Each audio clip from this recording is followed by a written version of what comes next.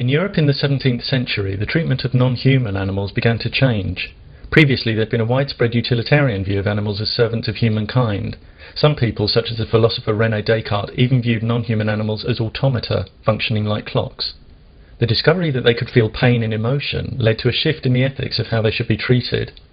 Today, we see frequent attempts to effect an ethical shift backwards by certain parties who want to convince society that people who don't believe in gods cannot possess moral values. Now, I know theists who love and accept me and acknowledge my morality as legitimate and respectable, even though they know I'm an atheist. But certain other theists say that I have no morality because it's impossible to define morality without the concept of a god. Whilst people with an agenda to undermine atheists of course have an interest in creating their own self-serving definitions of morality, we're fortunate that the actual definition has a long-established usage. And since accuracy is always best in fair and honest discussion, let me give that impossible definition from my Oxford Dictionary. Morality is a system of principles concerned with the goodness or badness of human character or behaviour, or with the broader distinction between right and wrong. Atheists and theists alike can make valid moral judgments, whether some choose to acknowledge that or not. But let's look at the assertion that morality without God's absolute standard is self-contradictory, a matter of arbitrary preference. Firstly, while one may certainly have a preference for either welcoming or blocking out ideas that challenge one's moral values, one doesn't prefer to find things moral or immoral. Moral values are the product of the extent to which we feel empathy, of our experiences of living alongside our fellow humans and other living creatures, of our ability to reason, and of our knowledge about the world. But the main argument here for dismissing atheist morality is that they don't have the divine absolute standard. An absolute standard of morality refers to a set of values that will never change. We're told by theists who use the idea of divine absolute morality to dismiss atheists that the nature of their God provides the standard of morality.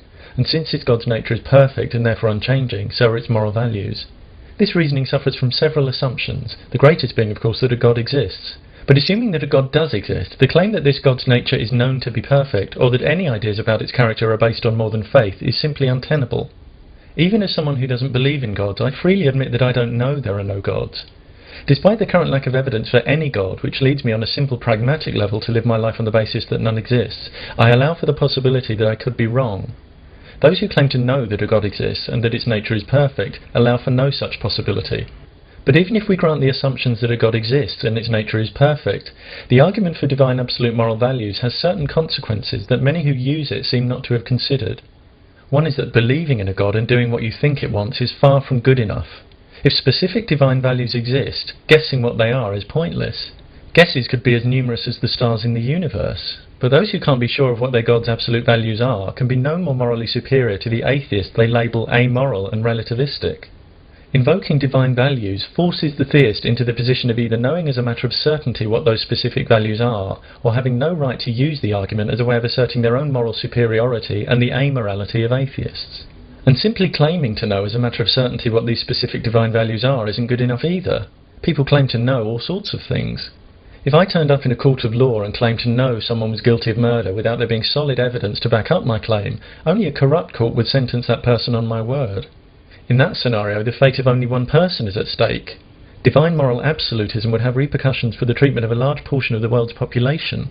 So considering the fact that some are using this claimed knowledge of divine standards to try literally to demoralise all atheists, we justified in demanding that they provide solid evidence of how they gained access to these exclusive truths.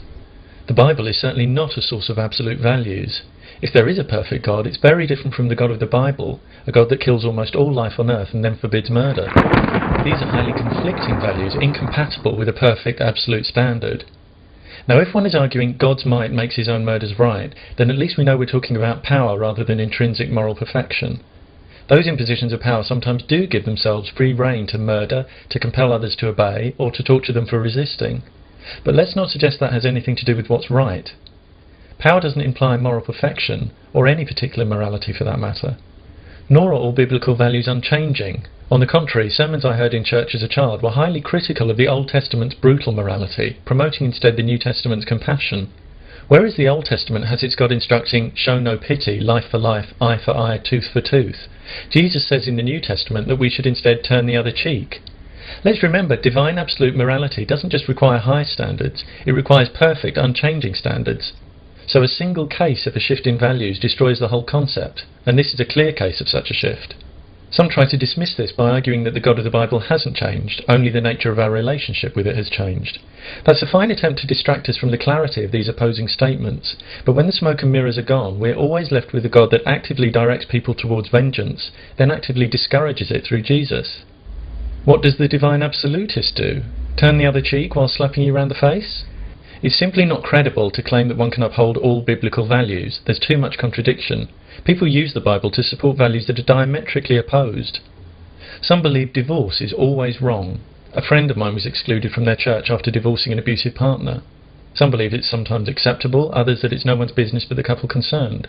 Some feel remarriage is always wrong. Some believe it's acceptable in certain cases, though they disagree on which cases qualify. Others have no problem with remarriage at all. Some people believe that polygamy is discouraged by their God. Others believe their God condones it. Some people feel that gay relationships are wrong. Others feel that it's the oppression and condemnation of gay people that's wrong. Some theists feel it's morally acceptable to withhold a blood transfusion from a dying child. Other theists find that attitude a moral disgrace. Which permutation of these differing values agrees with the divine standard? They can't all agree. All these values are claimed by some to be supported by the Bible. So on what other basis can anyone claim that they, rather than their fellow theists, are promoting the divine standard? Personal conviction is no barometer of who knows best. Consider the many religious groups who believe everyone outside their group is going to hell.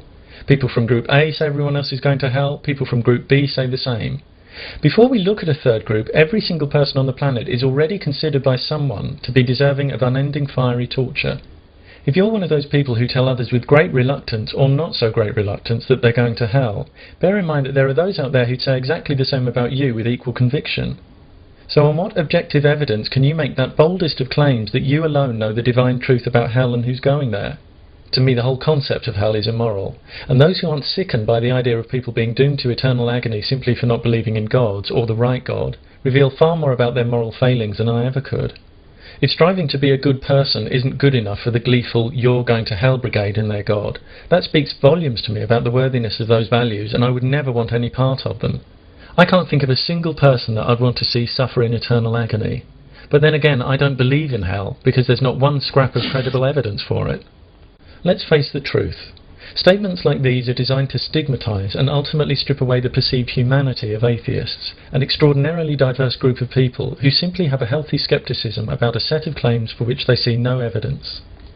Those who think they've slipped their God into the basic definition of morality without anyone noticing fool only themselves.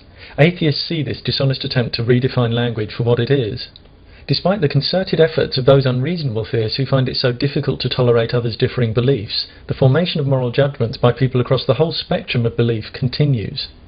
I believe that when it's recognised that the stigmatisation and abuse of decent citizens is the pressing moral issue, rather than people's thoughts on the existence of gods, there'll be a much greater chance of harmony in the world. The argument that divine absolute standards provide the only legitimate morality fails on many levels. It seems ironic to me that the people who use it are often the same people who object to the unflattering notion that theists need a god to tell them murder and rape are wrong.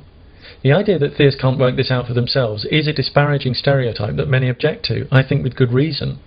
But in fact, anyone who claims there's no legitimate morality without their God is literally saying you can't know murder and rape are wrong without God telling you first. In denying the morality of non-theists, they end up supporting the very stereotype they find so insulting. But for me, the most significant irony in all this is that trying to convince society that people who don't believe in gods have no moral validity is in itself a deeply immoral act. After all, if you only acknowledge the humanity of your brothers and sisters, is that really something to be admired?